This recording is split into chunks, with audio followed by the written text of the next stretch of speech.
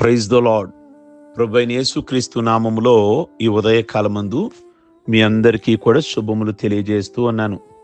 ఈ ఉదయకాలమందు పరిశుద్ధ గ్రంథములో సామెతల గ్రంథము 28వ అధ్యాయము 13వ వచనము, అతిక్రమములను దాచిపెట్టువాడు వర్ధిల్లడు, వాటిని ఒప్పుకొని విడిచిపెట్టువాడు కనికరము పొందును అనే మాట సొలొమోను రాజు తెలియజేస్తూ ఉన్నాడు.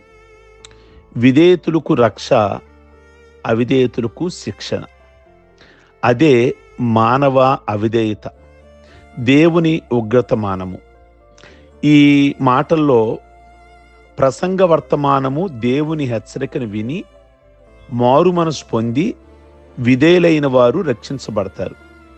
నాశనము నుండి లేక దేవుని కోపాగ్రత నుండి లోబడని వారు, అవిధేయులు, గర్విష్ఠులు, పాపాన్ని వదలని వారు నాశనమైనట్టుగా బైబిల్ చరిత్ర చెప్తోంది. ఈ పాఠము మనకి ఒక గుణపాఠం కావాలని ఆత్మ ప్రేరితుడై సొలొమోను మాటల్లో మనం చూస్తాం. దుష్టులు మరణము నొందిడి చేత వారికి ఏమాత్రమైన సంతోషము కలుగునా, వారు తమ ప్రవర్తనను విడిచి బ్రతుకుటయే నాకు సంతోషము అని యెహోవా సెలవిస్తున్నాడు అని ఎహెజ్కేలు గ్రంథము 18వ అధ్యాయము 23, 27 ఆ వచనాలలో మనకు కనబడుతూ ఉంటుంది. ప్రియ దేవుని బిడ్డలారా, నోవా కాలం గురించి మనము లూకాసు వార్త 17వ అధ్యాయము 20వ వచనము 32వ వచనాలలో చూస్తే, నోవాహుకు దేవుడు గొప్ప పనిని అప్పగించాడు. దానిని అతడు తూచా తప్పకుండా చేశాడు. యెహోవా ఆజ్ఞాపించిన ప్రకారము నోవాహు యావత్తు చేసెను. అంటే ఓడ కట్టమన్నాడు, నోవాహు ఓడ కట్టాడు. అన్నిటినీ కూడా, జంతువులన్నిటినీ కూడా, పక్షులన్నిటినీ కూడా, ఒకటి ఆడది ఒకటి మొగది ఆ ఓడలోనికి ఎక్కించమన్నాడు. కనుక టోటల్గా ప్రభు చెప్పినట్లుగానే నోవాహు ఓడను కట్టాడు. నోవాహు ఎటువంటి వాడు? అప్పటి పరిస్థితుల గురించి మనం బైబిల్ అక్కడ చూస్తాం. ప్రియ దేవుని బిడ్డలారా, నోవాహు మంచి ప్రార్థనాపరుడు. 120 సంవత్సరాలు బోధించాడు. అంటే ఆ కాలమున ప్రజలందరినీ కూడా జలప్రళయం రాబోతుంది, మీరు ఓడలోనికి ఎక్కాలి అని 120 సంవత్సరాలు బోధించాడు. అంతవరకు నోవాకు ముందు కాలమంతా కూడా 900, 700, 600, 500 అలా జీవించారు. నోవా కాలం వచ్చేసరికి దేవుడు ఆయుష్ను తగ్గించేశాడు 120 సంవత్సరాలుగా. అయితే నోవాకు 120 సంవత్సరాలు సువార్త చేశాడట. 120 సంవత్సరాలు ప్రసంగం చేశాడు. మీరు మారండి, ఓడలోనికి రండి, జలప్రళయం రాబోతుంది అని. అంటే ఎవ్వరు ఓడలోకి రాలేదుగా, ఎవ్వరు ఓడలోకి ఎక్కలేదుగా. పైగా నోవాహుని పిచ్చివాడన్నారు. అందుకే పౌలు అంటాడు, శిలువను గూర్చిన వార్త నశించే వారికి వెరితనం. నోవాహు కుటుంబం మాత్రం లోబడ్డారు. లోబడనొల్లని ప్రజలకు శ్రమ. క్రీస్తు యేసునందున వారికి ఏ శిక్షా విధి లేదు అన్నారు. కనుక ఈరోజు నోవహు కాలం లాంటి ప్రజల్లాగా మనము లోబడలేకపోతున్నామా, లేక నోవహు ఫ్యామిలీ లాగా లోబడుతున్నామా? ప్రియ దేవుని బిడ్డలారా, గమనించండి. రెండోది సొదొమ గొమొర్రా. లోతును బట్టి అబ్రహాము దేవునితోనున్న చనువును బట్టి ఆ సొదొమ గొమొర్రాని నాశనం చేస్తాను అని ప్రభు అబ్రహాముతో మాట్లాడితే, అబ్రహాముకున్న స్వతంత్రతను బట్టి బేరసారాలు ఆడాడు. ఎంతమంది ఉంటే రక్షిస్తారా, అంతమంది ఉంటే రక్షిస్తారా అని. చివరికి 10 మంది కూడా నీతిమంతులు. సొదొమ గొమొర్రా జంట నగరాలు, 2 నగరాలు. 10 మంది కూడా లేరు. కుటుంబమును బయటికి దేవుడు తీసుకొచ్చాడు, లోత్ ఫ్యామిలీని. వాళ్ళు చేయాల్సిన దానికంటే కూడా తడువు బాగా చేశారు. దేవుడు సొదొమ గొమొర్రా పట్టణాన్ని ఆకాశం నుండి అగ్ని గంధకాలు తీర్చి దించి ఆ పట్టణాన్ని కాల్చేద్దాం అనుకున్నాడు. కారణం, వాళ్ళు లోబడని ప్రజలు, వాళ్ళు అవిధేయులు. ప్రియ దేవుని బిడ్డలారా, అయితే లోతు మాత్రము ఆ ప్రాంతం నుండి బయటకు వచ్చేయడానికి తన అల్లుళ్ళతో వాళ్ళల్లుళ్ళు కూడా లోతుని చాలా ఎగతాళి చేశారు. అగ్నికందకాల నోవాహుని ఆనాడు ఎలా ఎగతాళి చేశారో, జలప్రళయమా, ప్రజలందరూ చనిపోతారా, ఆకాశంలో నుండి వర్షమా, లేక నదుల్లో నుండి సముద్రాల నుండి నీళ్లు వచ్చేస్తాయా ఇళ్లల్లోకి, లేక రోడ్ల మీదకి? ఎందుకంటే మునుపెన్నడూ వాళ్ళు చూడలేదు అలాంటి పరిస్థితిని, కనుక అలాగుని ఎగతాళి చేశారు. కానీ ఆ రోజున వాళ్ళందరూ కూడా జలము చేత అందరూ నాశనం అయిపోయారు. అలాగే సొదొమ గొమొర్రాలు కూడా అలాగే మాట్లాడారు. లోతు యొక్క అల్లులు కూడా అగ్నిగంధకాల ఊరిని విడిచిపెట్టేయాలా అన్నట్లుగా మాట్లాడారు. ప్రియ దేవుని బిడ్డలారా, అగ్నిగంధకాలతో నాశనమైనను ఆ పట్టణము లోతు కుటుంబం మాత్రం రక్షించబడింది.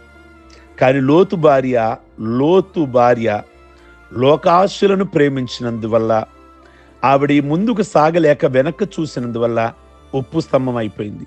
అందుకే బైబిల్లో లూకాసువార్త 17:32 లోతు భార్యను జ్ఞాపకం చేసుకునుడి అని అంటారు.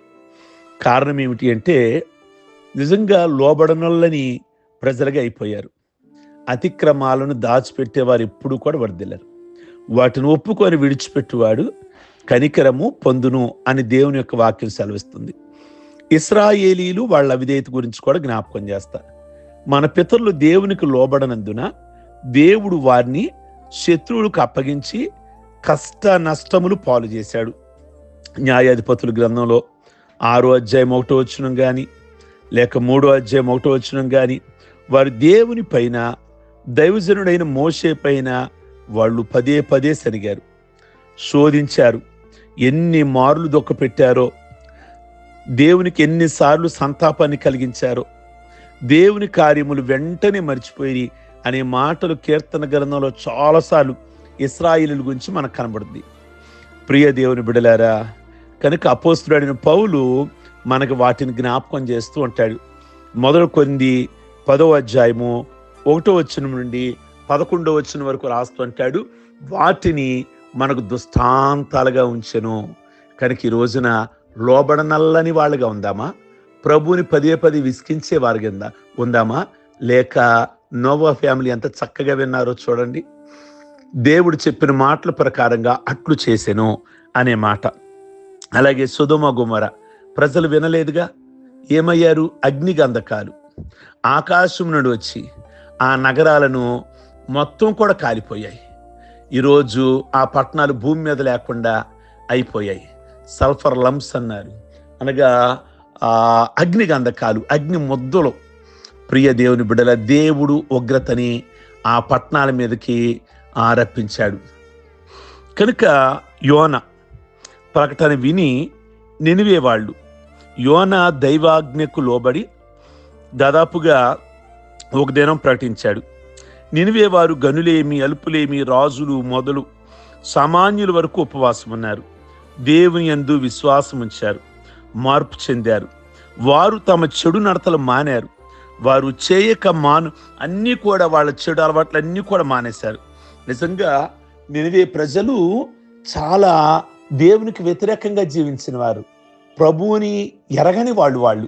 కానీ ఎప్పుడైనా దైవ సేవకుడు ఎప్పుడైతే వెళ్ళి దేవుని మాటలు అందించాడో ఆ ప్రజలందరూ ఒక్క ప్రసంగానికే మారిపోయారు. దేవునికి స్తోత్రం కలుగును గాక. ఈరోజు మనం ఎన్ని ప్రసంగాలు వింటున్నా కానీ మనలో పరివర్తన, మనలో మార్పు కలగని పరిస్థితులు మనకు కనబడుతున్నాయి.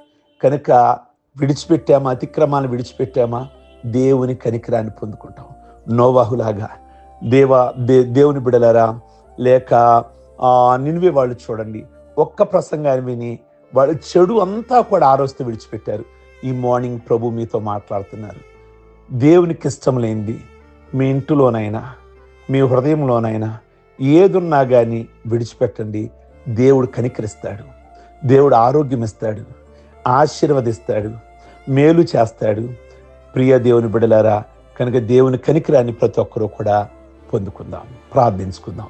సర్వశక్తి కలిగిన తండ్రి, మీ మాట వింటే ఎంతో రక్షణ, వినకపోతే శిక్ష అని ప్రభువా మీ కొందనాలు సొలొమోను మాటల ద్వారా మీరు మాతో మాట్లాడారు. ఈ మార్నింగ్ ప్రతి ఒక్కరూ కూడా మీకు లోబడగలిగిన జీవితాలు ప్రతి ఒక్కరికి దయచేయమని ప్రార్థిస్తున్నాం.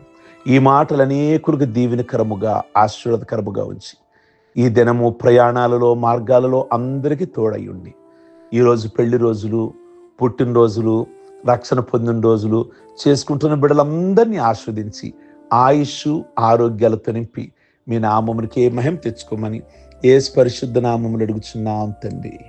ఆమేన్. God bless you. ఈ వర్తమానం మీకు దీవెనకరంగా ఉంటే ఫార్వర్డ్ చేయండి, లైక్ బటన్ నొక్కండి, కామెంట్ బాక్స్లో మీ అభిప్రాయాన్ని తెలియచేయండి. God bless you.